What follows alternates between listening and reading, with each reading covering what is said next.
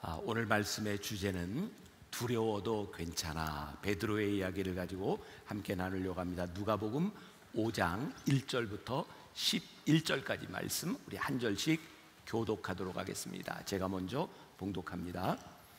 무리가 몰려와서 하나님의 말씀을 들을새 예수는 게네사렛 호숫가에 서서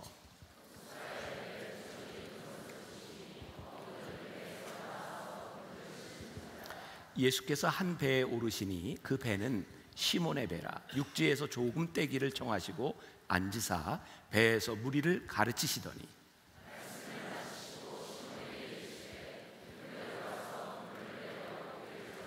시몬이 대답하여 이르되 선생님, 우리들이 밤이 새도록 수고하였으되 잡은 것이 없지만은 말씀에 의지하여 내가 그물을 내리리이다 하고,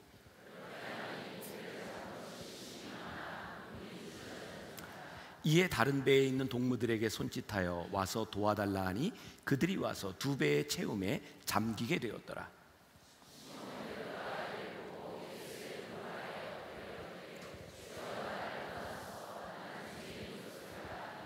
이는 자기 및 자기와 함께 있는 모든 사람이 고기 잡힌 것으로 말미암아 놀라고,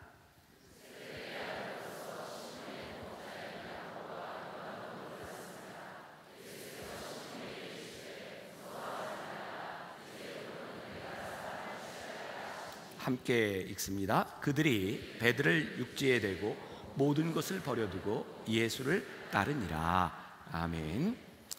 이렇게 언어를 보면 이제 재미있는 것들이 많이 있습니다. 특히 이제 영어 단어에 우리 감사절에 많이 듣는 건데, think라고 하는 말과 thanks, 생각하고 감사한다라고 하는 말이 같은 어원을 가지고 있다, 이런 말도 많이 들어보셨을 거예요. 그런데 우리나라 말에 항복 그리고 행복, 이 말이 또 묘하게 비슷하다는 생각이 듭니다. 그 소설가 공지영 작가가 수도원 기행이라는 책을 썼습니다. 이 책에서 그런 고백을 합니다. 자기는 행복해지기 위해서 글을 썼고 돈을 벌기 위해 끊임없이 노력했지만 행복하지 않았다는 거예요. 그런데 신앙을 회복하고 나서 사실은 18년 동안 하나님을 따라서 방황하는 삶을 끝내고 주님 앞에 항복하고 났을 때 비로소 행복을 알게 되었다, 이런 말을 합니다. 저는 오늘 이 베드로의 예수님을 만난 이 사건 가운데서 그의 인생의 항복과 행복을 여러분들과 함께 나눠보려고 합니다. 오늘 본문 말씀 5절에 우리가 잘 아는 말씀이 있어요. 시몬이 대답하여 이르되 선생님, 우리들이 밤이 새도록 수고하였으되 잡은 것이 없지만은, 그 다음이 중요합니다. 뭐라고요? 말씀에 의지하여 내가 그물을 내리리이다 하고, 여기에서 말씀에 의지한다, 제가 오늘 말씀을 준비하고 묵상하다가 말씀을 의지한다는 말이 항복한다는 말이구나, 저는 이렇게 생각을 해봤어요. NIV 영어 성경에 보면 이 부분을 이렇게 표현했더라고요. But because you say so, 당신께서 이렇게 말씀하시니 I will let down the net, 내가 그물을 내려놓겠습니다. 주님께서 이렇게 말씀하시니 이게 항복이구나. 내가 말씀에 순종하는 것은 곧 우리들이 항복하는 것이구나. 그런데 우리는 항복한다고 하면, 우리들이 순종한다고 하면 이렇게 무조건적으로 이렇게 순종하다, 이런 표현을 많이 쓰는데, 저는 우리들의 삶에 하나님께 항복하고 순종할 때는 이유가 있다는 생각을 합니다. 오늘 베드로에게 있어도 하나님 앞에 순종하고 항복할 수밖에 없었던, 저는 두 가지 이유가 있다고 생각해요. 첫 번째 이유는 뭐냐면 오늘 베드로의 상태가 아주 안 좋았다는 겁니다. 이게 오늘 말씀에 나와 있지만 밤새도록 고기를 잡았지만 잡은 게 없었어요. 상태가 좋지 않았습니다. 결국 밤새도록 내가 노력했지만 내가 할 수 있는 것이 없다라는 것을 깨닫게 될 때 순종의 시작이 오는 것 같아요. 두 번째, 3절 말씀에 단서를 제공하고 있는데요, 우리가 그냥 이렇게 스쳐 지나갈 수도 있는데, 3절 예수께서 한 배에 오르시니 그 배는 시몬의 배라. 육지에서 조금 떼기를 청하시고 앉으사 배에서 무리를 뭐 했어요? 가르치시더니. 또 이 상황도 참 묘합니다. 밤새 고기를 못 잡고 왔는데 이게 참 기분도 좀 거시기 할 텐데 예수님께서 놀면 뭐하니 배를 좀 띄워라, 이러셨던 것 같아요. 예수님께서 그 배를 타고 고기를 하나도 못 잡은 그 노는 배 타고 예수님께서 거기서 사람들을 가르치셨다. 베드로는 어디 있었을까요? 배 안에 있었겠죠. 예수님께서 배를 띄워놓고 무리를 가르치시기 시작할 때 베드로는 원치 않았지만 그는 거기에서 주님의 말씀을 들었다. 그러니까 항복한다고 하는 것, 순종한다고 하는 것은 저는 두 가지를 보는데, 하나는 그의 삶에 괜찮지 않은 상황 가운데서 그가 주님의 말씀을 들었을 때에 그가 주님 앞에 주님이 말씀하시니 제가 순종하겠습니다 라고 말하고 있는 거죠. 우리들에게 두려움이라는 감정이 있습니다. 언제 우리들에게 두려움의 감정이 찾아올까요? 먼저 개인적인 생각인데, 우리들의 삶에서 내가 내 삶을 컨트롤할 수 없을 때 우리는 두렵습니다. 여러분, 내가 내 마음대로 내 건강이나 내 상황들을 내가 컨트롤할 수 있다면 뭐가 두렵겠습니까? 그런데 우리의 인생에 내가 나를 컨트롤할 수 없는 상황들이 오는 거죠. 저는 우리 현대인이 가지고 있는 참 무서운 병 가운데 하나가 요즘 많이들 이야기하는 공황장애라고 생각하거든요. 영어로 그 공황장애라고 하는 것을 패닉이라고 합니다. 패닉 상태에 빠지는 거예요. 내가 아무것도 할 수 없는 상태에 빠지는 거죠. 제가 수년 동안 공황장애로 많이 힘들었습니다. 막 공황장애를 겪어보신 분들은 그 기분을 그분들은 이해하세요. 갑자기 내 몸에 내가 컨트롤할 수 없는 상황들이 오는 거죠. 막 가슴이 뛰고 진땀이 나고 내가 아무것도 할 수 없는 상황이었어요. 제가 수년 동안 많이 힘들어하는 이 가운데 제가 공황장애를 이렇게 극복하고 이길 수 있었던 건 두 가지였어요. 하나는 제가 육체적으로 기능이 떨어졌으니까 의사 선생님이 말하는 거 잘 지키고 약도 잘 먹는 거였어요. 또 하나, 의사 선생님이 저한테 그런 얘기를 했어요. 목사님이 지금 공황장애가 굉장히 이렇게 중한데 어떻게 이렇게 이길 수 있었나 생각해 보니까 목사님이기 때문에 가능했던 것 같다는 거예요. 무슨 얘기냐면, 저는 의사 선생님 말씀도 잘 듣고 약도 잘 먹었지만 제가 제 몸을 컨트롤할 수 없는 상황이 올 때 그런 기도를 늘 했던 것 같아요. 하나님, 제가 할 수 있는 게 없어요. 하나님, 저 도와주세요. 제가 할 수 없으니 주님께 저를 맡길 수밖에 없습니다. 그리고 그 순간마다 기도하고 지나갔던 것이 저를 참 많이 회복시켜줬던 것 같아요. 저는 두려운 순간, 우리들이 아무것도 할 수 없는 그 순간이 우리의 인생에 다가오는 것, 여러분 어떻게 들릴지 모르지만 축복이다. 왜? 우리는 내가 아무것도 할 수 없는 두려운 순간이 와야 주님의 말씀이 귀에 들리고 내 귀에 들리고 주님의 말씀에 순종할 수 있는 마음들이 생기기 때문에 오늘 여러분들에게 그런 축복을 제가 선포하고 싶어요. 지금 여러분들 인생에 두려운 순간이 와 있다면 괜찮습니다. 왜? 여러분들이 주님을 만날 수 있는 순간이기 때문에, 순종할 수 있는 순간이기 때문에 그렇습니다.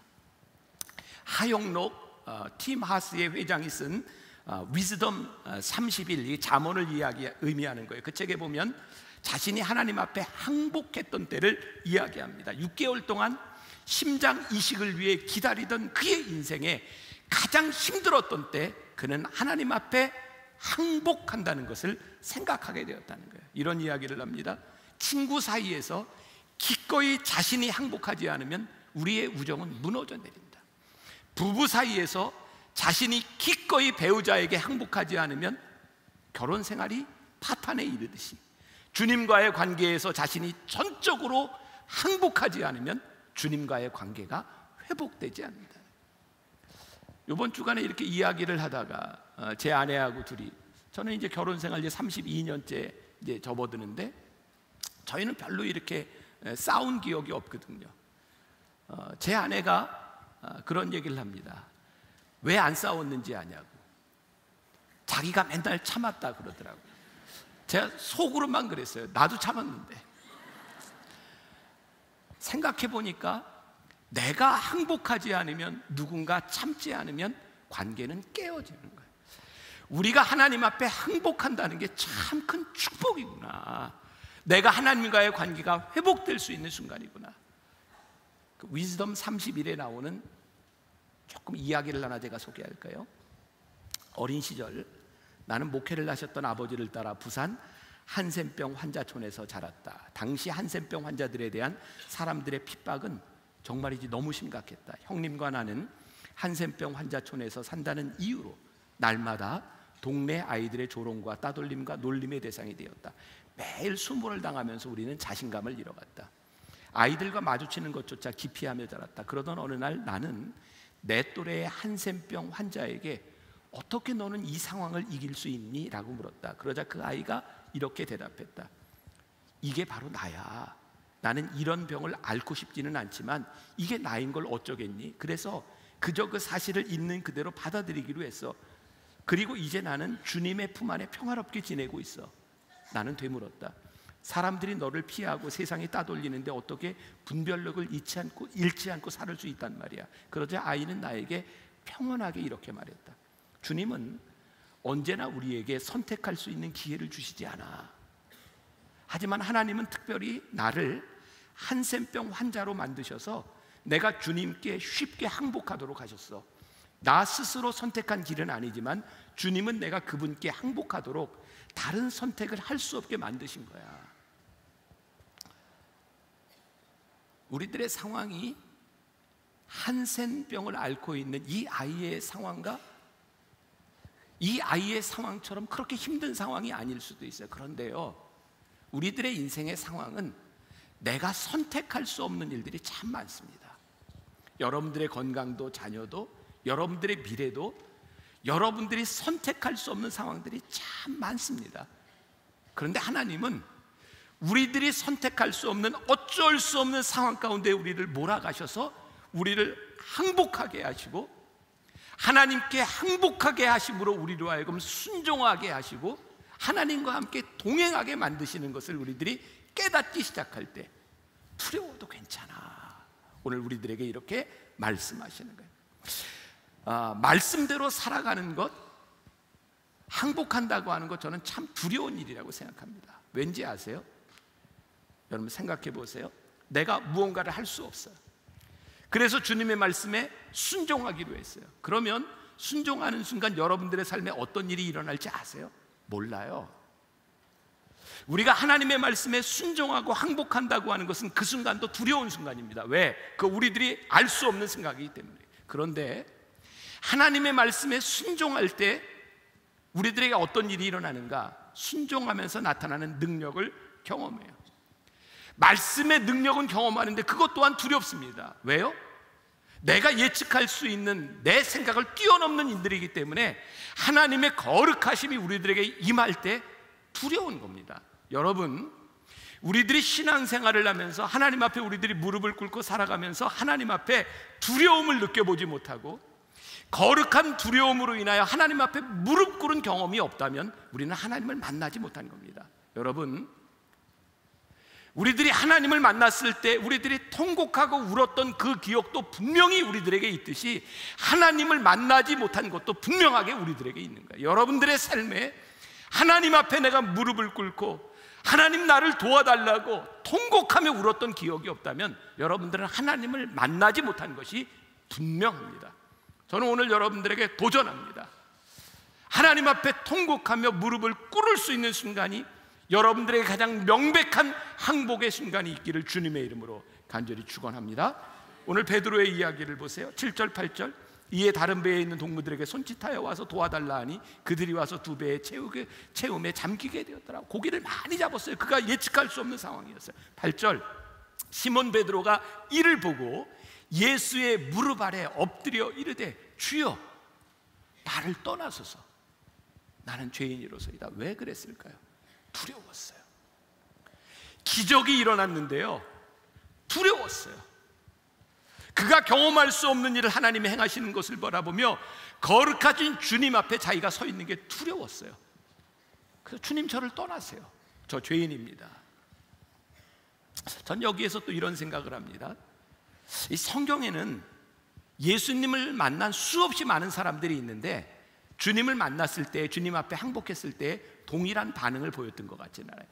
오늘 베드로를 하나님이 쓰실 수 있었던 아주 귀한 이유 가운데 하나는 그가 하나님 앞에 항복했을 때 하나님께서 그에게 무언가 일을 하셨을 때 그가 영적인 접근을 하고 있다는 거예요.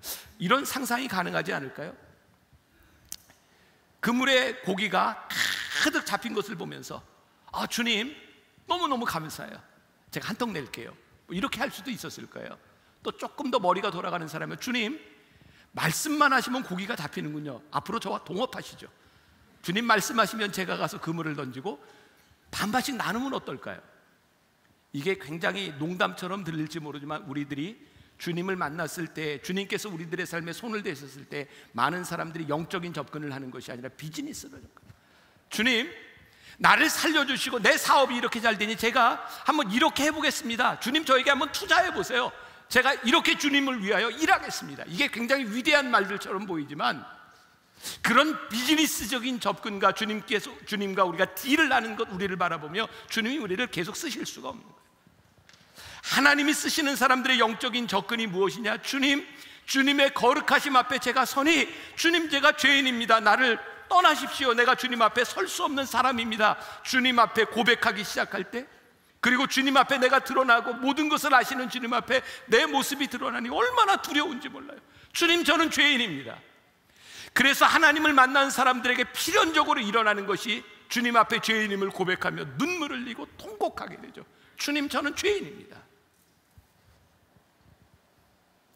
한간에 유행했던 말이 있어요. 너나 잘하세요. 너나 잘하세요. 참 은혜 받고 막 가슴이 뜨거운 사람들이 은혜 받고 와서 이런 일들을 하잖아. 내가 은혜 받고 나니까 목사님이 하는 게 저게 뭐야? 저건 아닌 것 같아. 저건 영적이지 않아. 장로님이 그게 뭐야? 우리 리더가 그게 뭐야? 참 신기하죠? 은혜를 받고 성령이 충만하다고 하는데 내 속에 죄가 보이는 것이 아니라 다른 사람의 단점이 보여요. 은혜를 받고 우리들의 마음이 뜨거워질 수는 있지만 하나님이 우리를 쓰실 수는 없는 거예요. 오늘 베드로를 하나님이 쓰셨던 아주 중요한 이유 가운데 하나는 베드로가 퍼펙트하게 준비된 사람이었기 때문이 아니라 그가 주님 앞에, 주님, 저 죄인입니다. 나를 떠나세요. 그때 주님께서 베드로를 부르세요. 이게 어떻게 들릴지 모르지만 아주 역설적인 얘기처럼 들릴지 모르지만 떠나서요 하니 주님께서 그를 부르셨어요. 주님, 나를 떠나세요 했더니 내가 너를 사람을 낚는 업으로 쓰겠다고 말씀하세요. 8절, 10절, 11절 시몬 베드로가 이를 보고 예수의 무릎 앞에 엎드려 이르되 주여, 나를 떠나소서, 나는 죄인이로소이다. 세베대의 아들로서 시몬의 동업자인 야고보와 요한도 놀랐습니다. 예수께서 시몬에게 이르시되 무서워하지 말라. 이제후로는 내가 사람을 취하리라 하시니 그들이 배들을 육지에 대고 모든 것을 두고 예수를 따르니라. J.D. 그리어가 쓴 하나님을 하나님 되게 라고 하는 책에 보면 이런 이야기가 있어요. 하나님이 선호하시는 사람, 하나님이 쓰시기를 원하는 사람들은 어떤 사람인가? 남침례교 연맹 회장이었던 에드리언 로저스 박사가 이런 건 기억 안 해도 돼요. 7,000명이 넘는 회중 앞에서 설교할 때 이런 이야기를 했대요. 여러분들 한번 이렇게 적용해 보세요. 이게 미국적인 상황인데 이 목사님이 설교하면서 이렇게 얘기했다면, 여러분들 중에 혹시 학교 다닐 때 수석이나 차석으로 학교를 들어간 사람이 있습니까? 여러분들 중에 학교를 다니면서 혹시 운동을 잘해서 대표 선수가 됐던 사람이 있습니까? 국가대표가 됐던 사람이 있습니까? 혹은 학교에서 아름다운 메이퀸이 됐던 사람이 있습니까? 여러 가지를 이야기하는 거예요. 우등생으로 졸업한 분, 혹시 장학금을 한번 받아본 분이 있습니까? 여러분들 중에 혹시 스카이 대학 출신인 사람이 있습니까? 그렇게 쭉 이야기를 하고 났더니 한 3분의 1 정도 사람이 거기에 해당이 되더랍니다. 이 에드리언 박사가 이렇게 이야기를 합니다. 자, 이제 제가 여러분들에게 좋은 소식과 나쁜 소식 두 가지를 알려드립니다. 첫 번째, 좋은 소식. 여러분들이 이렇게 해당되는 사람이었던 여러분들, 하나님이 여러분들을 쓰신다는 겁니다. 좋은 소식입니다. 그런데 나쁜 소식이 있습니다. 자랑거리가 많은 여러분들은 하나님이 쓰시는 제 첫 번째 후보군이 아닙니다. 하나님은 자랑거리가 있는 사람들을 먼저 쓰시는 것이 아니라 하나님 앞에 나는 부족합니다라고 생각하는 사람을 하나님이 먼저 쓰신다는 사실입니다. 저는 이것을 긍정적 컴플렉스라고 생각하거든요. 하나님 앞에 나는 죄인입니다, 나를 떠나세요, 하나님 앞에 죄를 고백한 사람들에게 찾아오는 것은요, 하나님이 우리를 쓰실 때 우리들에게 나타나는 자존감이고요, 하나님 앞에 자기 죄를 고백하지 못하고 하나님이 나를 쓰실 수 있다고 생각하는 사람들은 교만한 사람입니다. 하나님은 교만한 자를 물리치신다고 말씀하셨어요. 오늘 여러분들에게 도전합니다. 여러분, 오늘 여러분들에게 두려운 컴플렉스, 하나님 저를 어떻게 쓰시겠습니까? 저 같은 인간을 어떻게 쓰시겠습니까? 저 부족합니다, 저를 떠나세요 라고 말씀하실 때 하나님이 여러분들을 부르십니다. 괜찮아, 내가 너를 쓸 수 있어. 하나님은 우리가 가지고 있는 능력을 가지고 쓰시는 것이 아니라 우리를 쓰시고자 하실 때 우리를 쓰시는 분임을 우리들이 믿기 때문이에요. 모세가 하나님 앞에 불리움을 받았던 출애굽기 3장의 장면, 그는 하나님 앞에 자기가 하나님 앞에 쓰임받을 수 없는 이야기들을 계속해요. 근데 하나님은 쓰실 수 있다고 계속해서 말씀하세요. 왜? 하나님은 우리의 능력으로 우리를 쓰시는 분은 아니기 때문에 그렇죠. 분명합니다. 미국의 애틀란타에 패션 시티 처치라는 데가 있습니다. 그 목사님이 유명한, 요즘 미국에서 제일 유명한 목사님 중에 하나예요. 루이 기글리오라고 하는 목사님이 있는데, 우리들에게 열등감에 맞서서, 우리의 두려움에 맞서서 이렇게 선포하라고 이야기를 하는데요. 제가 두 가지 문장을 좀 보여드릴게요. 첫 번째, 나는 뭐뭐 하지 못한다는 생각이 들 때 우리가 뭐라고 선포하냐면 내가 뭐뭐 한다라는 하나님의 음성을 들으라는 거예요. 제가 몇 가지 예를 좀 들어드릴 거예요. 누가 이 모든 것을 알아낼 만큼 똑똑할 수 있어? 하나님이 말씀하십니다. 내가 그만큼 똑똑해. 내가 어디로 가야 할지 나는 몰라. 하나님이 말씀하세요. 내가 알아. 나는 별로 기술이 없어. 하나님이 말씀하세요. 내가 기술이 좋아. 나 누구를 믿어야 될지 모르겠어. 내가 알아. 아무도 내 말에 귀를 기울여주지 않아요. 하나님께서 말씀하세요. 내가 듣고 있어. 나쁜 놈들이요, 내 퇴직금을 다 가져가서 나는 너무너무 불안해요. 하나님께서 말씀하세요. 내가 너를 돌봐줄 거야. 다들 나는 할 수 없는 사람이라고 나에게 손가락질해요. 하나님이 말씀하십니다. 내가 할 수 있어. 나는 견딜 수 없어. 하나님께서 말씀하세요. 내가 너를 견딜 수 있게 만들어 줄 거야. 나는 새로운 출발이 필요한데요. 그래, 내가 너로 하여금 새롭게 하도록 만들어 줄게. 저에게는요, 술, 마약, 담배 이런 것들이 필요해요. 아니, 내가 널 도와줄 거야. 주님, 저 너무 외로워서 할 수 없어요. 내가 너와 함께 할 거야. 오늘 여러분들이 할 수 없는, 나는 이것 때문에 무너졌다고 생각하는데 하나님께서 우리들에게 말씀하시는 거예요. 걱정하지 마. 내가 할 수 있어. 내가 너를 붙잡아주고 내가 너와 함께 할 거야. 하나님은요, 하나님을 도와줄 사람을 찾고 있는 게 아니에요. 우리들이 가끔 착각하는 거예요. 내가 하나님을 어떻게 도와드릴까요? 우리가 무슨 능력으로 하나님을 돕습니까?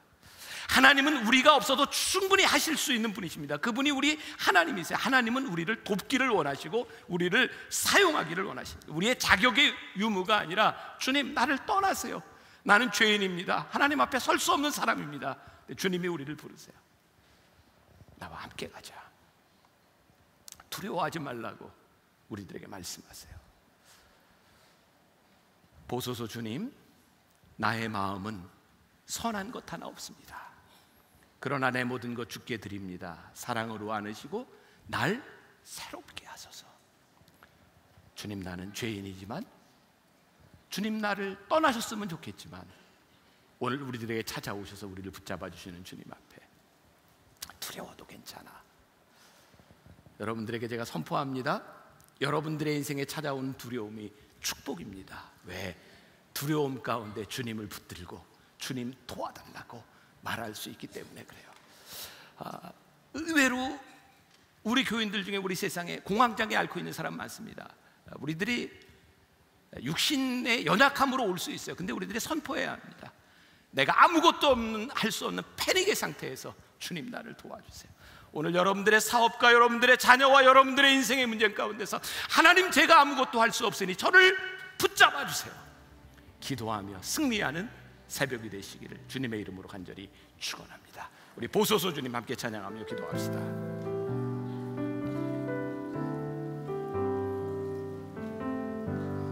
보소서 주님, 나의 마음은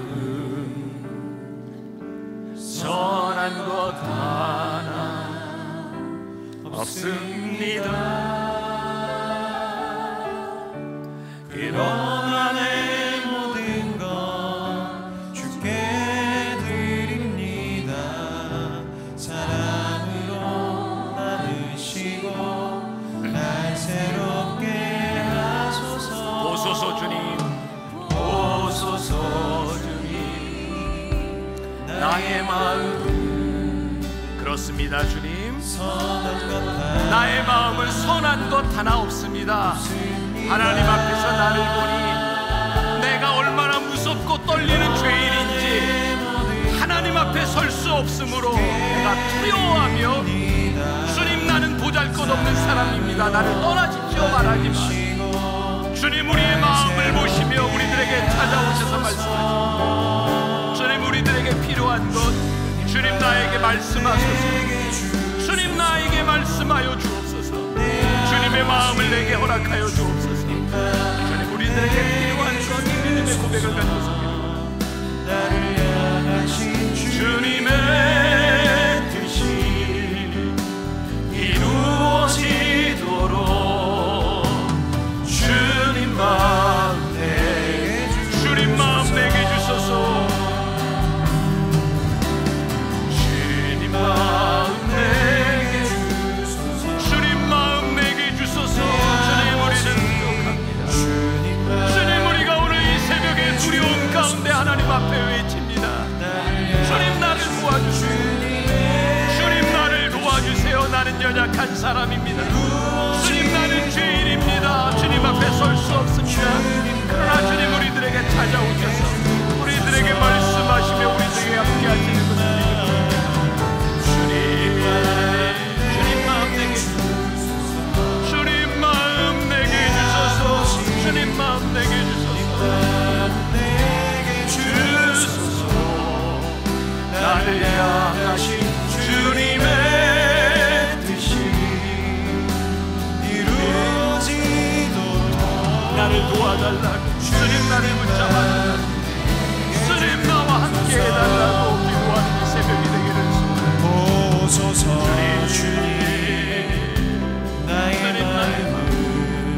주님 나의 마음은 선한 것이 없습니다. 나는 죄인입니다. 아버지 하나님 말씀 앞에 서기에 부족한 죄인입니다. 그러나 내 모든 것 주께 드립니다.